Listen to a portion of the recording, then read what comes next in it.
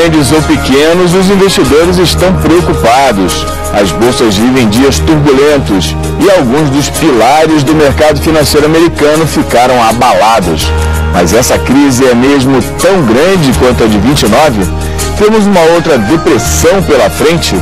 E o pequeno investidor, aquele que comprou ações no bom momento da bolsa, faz o que agora?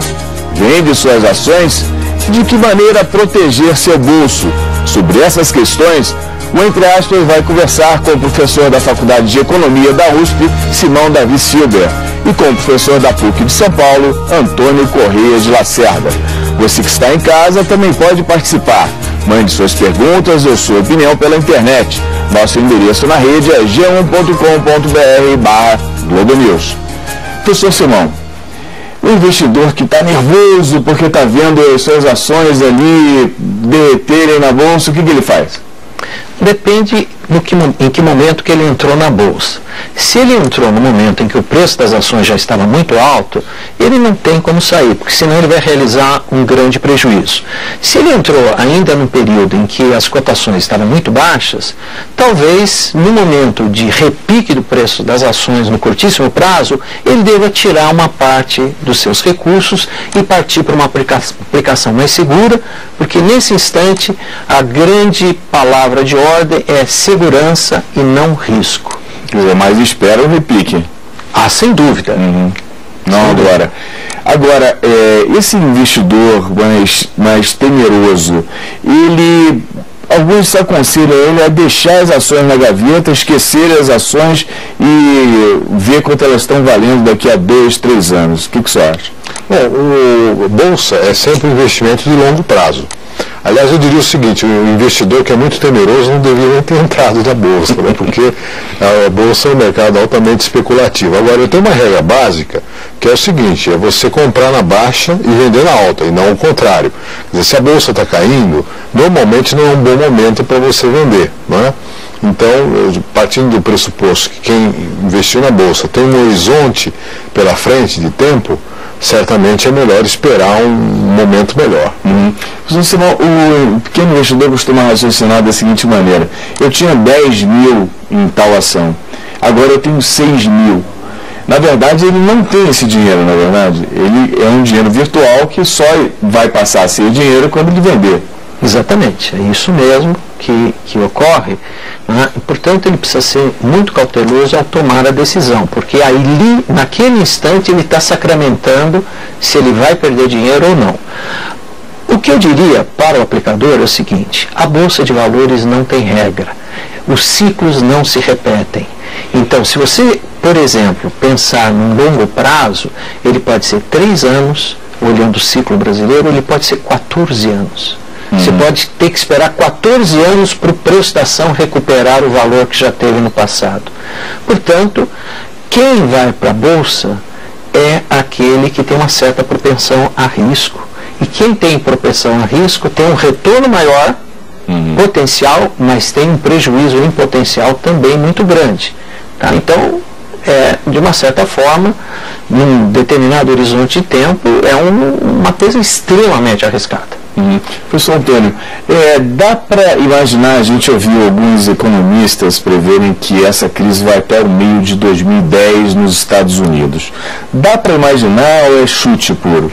Olha, me parece um prognóstico bastante razoável, se a gente olhar as condições da economia norte-americana. Há um problema sério na economia norte-americana. Nós estamos no meio de uma crise que é uma das maiores da história econômica mundial, e ela é uma crise no centro da economia norte-americana, que pega grandes bancos, que pega um mercado significativo. Agora, não podemos esquecer o seguinte: os Estados Unidos mantêm um monopólio de emissão de dólares, que é a referência da economia mundial. Então, isso é um grande trunfo que os Estados Unidos têm na mão, a ponto de, por exemplo, eles poderem praticar uma taxa de juros real negativa, ou seja, a taxa de juros hoje de curto prazo, que é de 2%, foi mantida recentemente pelo Banco Central norte-americano, contra uma inflação que está correndo para quase 6% ao ano. né? Então esse é um trunfo que ele tem de emitir dólares, que é a moeda de referência internacional, e certamente isso lhe dá a possibilidade de trabalhar com juros baixos, dá a possibilidade de injetar dinheiro na economia e amenizar os efeitos da crise. Então, se ele for bem sucedido, é bem provável que em 2 anos você tenha assim uma recuperação. O que o senhor acha, professor? É razoável prever aí que no meio de 2010 a economia americana se recupere? Pode ser. Eu acho que eu diria o seguinte: não existe modelo econômico que consiga replicar para o futuro o que já ocorreu no passado, né? Portanto, eu diria que é uma possibilidade, mas nós não temos uma boa bola de cristal. A dimensão dessa crise é de maior proporção desde 1930, sem dúvida alguma. Então eu levantaria uma conjectura, pode ser posterior a 2010, porque o que está acontecendo hoje no mundo não é só os Estados Unidos que está desacelerando. Pelo contrário, quem está mais desacelerado nesse instante é a economia europeia, que no último trimestre teve queda da produção, e a economia do Japão, que também teve redução da sua produção agregada, tá certo? Portanto, o mundo desenvolvido, ele está em uma forte desaceleração e, obviamente, não tem nenhuma garantia que, com as medidas que estão sendo tomadas, as coisas se recuperarão. Vocês podem ver o seguinte, que a cada dia que passa, uma surpresa aparece. Então, tem muita coisa desconhecida ainda no sistema financeiro internacional. Quer dizer, há 2 meses atrás não se falavam das grandes agências hipotecárias dos Estados Unidos, não se falava em empresas seguradoras, né? Não se sabia adequadamente que os bancos de investimentos americanos, todos eles estavam entrando no efeito dominó.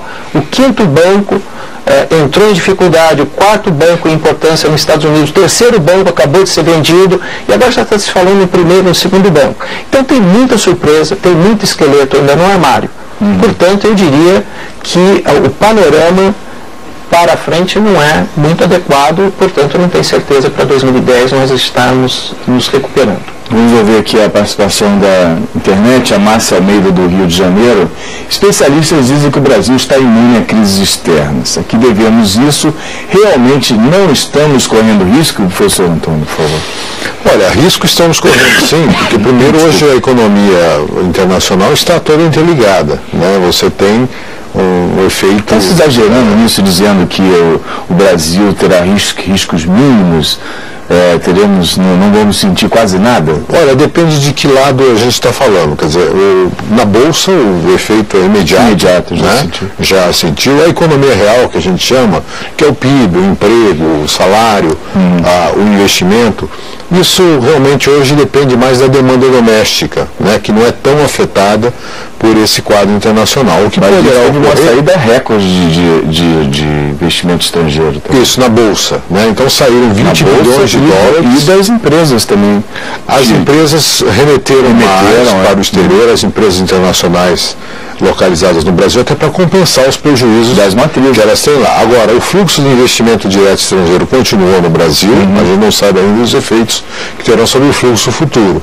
Então, a gente poderia listar uma série de fatores que hoje a economia brasileira está muito melhor do que há 10, 15 anos atrás. Então, você tem uma inflação relativamente controlada, a economia crescendo calcada em investimentos no mercado interno, você reduziu sua dívida externa, tem reservas de 207 bilhões e assim por diante. Isso nos torna imunes à crise? Claro que não, porque em algum momento nós vamos no mínimo ter que reduzir o ritmo de crescimento da economia. Aliás, isso já vai ser perceptível no 2º semestre, né, desse ano, e no ano que vem, principalmente, nós vamos sentir. Agora, o Brasil tem tudo para continuar crescendo. Talvez não vai crescer 6, vai crescer 5 até o final desse ano, talvez 4 ano que vem, né? Mas é uma situação, diante desse quadro de instabilidade, eu diria até privilegiada. Aliás, os países em desenvolvimento representam a grande mudança que nós temos no quadro da composição da economia mundial, né? Porque eles têm um peso hoje relativo maior do que tinham no passado. Professor Simão, o senhor concorda que o Brasil vai sair melhor dessa crise do que ano passado? Ah, com certeza. Isso eu acho que... Vai ficar imune ou estamos sendo muito imune não existe. Tá? Eu acho que tem duas coisas que têm que ser desmistificadas nesse instante. Uma é a blindagem. Não existe. Tá? Então, como os países estão interligados, o Brasil vai sofrer através de alguns canais por onde está chegando a crise no Brasil. A outra coisa, que era um mito até pouco tempo atrás, que os países em desenvolvimento tinham se descolado da economia dos Estados Unidos. Não existe esse descolamento, todos os países do mundo estão desacelerando. A China está desacelerando, a Índia, o Brasil, a Argentina, a Europa, o Japão. Tá? Portanto, os Estados Unidos ainda é um peso muito importante na economia mundial. E o Brasil recebe o impacto por vários canais. O primeiro deles vai ser no balanço de pagamentos. Tá? Justamente aqui a internet está o Fábio da Silva, Campo Grande, Mato Grosso, está nos falando isso. Mas a crise está relacionada ao sistema financeiro. E ele está falando das commodities, né? Isso. As commodities, exatamente, aproveitando o seu raciocínio. Então, um primeiro canal onde a crise já está batendo no Brasil é o seguinte: o Brasil depende de várias commodities para faturar em dólar. Tá certo? Então, o que tem segurado o resultado comercial brasileiro é o aumento de preço. A gente já não exporta mais quantidade. A quantidade está razoavelmente parada, nós não exportamos mais quantidade, mas como o preço cresceu muito, a gente está faturando mais em dólar pelo efeito preço. Tá? E o que vai acontecer agora, o que já está acontecendo, o preço está caindo. Então, as contas externas pioram e o mercado já sinalizou isso. A taxa de câmbio já trocou de patamar. Se falava em taxa de câmbio em 1,55, ninguém pensa mais nisso, já está acima de 1,80. Tá? Mas isso não compensa a queda do preço das commodities? O fato do dólar ter subido? O fato do dólar ter subido? Não, porque lá fora a gente fatura em dólar, não em reais. Então não tem saída. Em reais a gente vai faturar menos. Tá certo? Nós não vamos conseguir vender mais porque o mundo está em recessão e o preço vai cair. E as bolsas já estão sinalizando isso. Boa parte do pessoal que saiu de bolsa, tá, saiu porque viu que o balanço das empresas nos próximos exercícios não vão ser tão bons. Tá? O outro canal é fuga de capital. Então, quando tem uma crise financeira de proporções elevadas, como a atual, o pessoal esquece rentabilidade. O nome do jogo não é ganhar dinheiro. O nome do jogo é não perder dinheiro. Então, o título, por excelência, nesse momento, é fugir para uma nota do Tesouro americano de 10 anos de maturidade. Lá você não ganha dinheiro, mas você não perde. Pelo menos assim pensam os americanos. Exatamente.